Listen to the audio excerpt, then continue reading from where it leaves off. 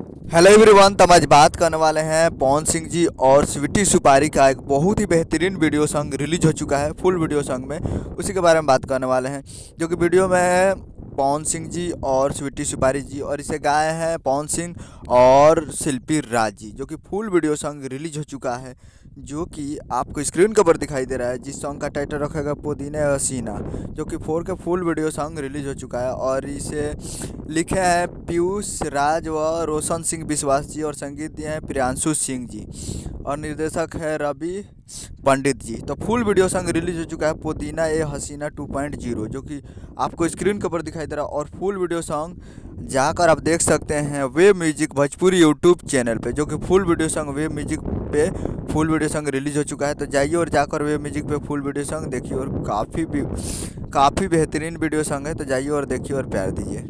उम्मीद कर रहा हूँ कि वीडियो अच्छा लगा हो तो चैनल को सब्सक्राइब करके बेल आइकन प्रेस कर दीजिए, ताकि ऐसे खेसारी लाल यादव जी और पवन सिंह का लेटेस्ट न्यूज़ लाते रहे। मिलते हैं अगले वीडियो में, तब तक के लिए जय हिंद, जय भोजपुरी।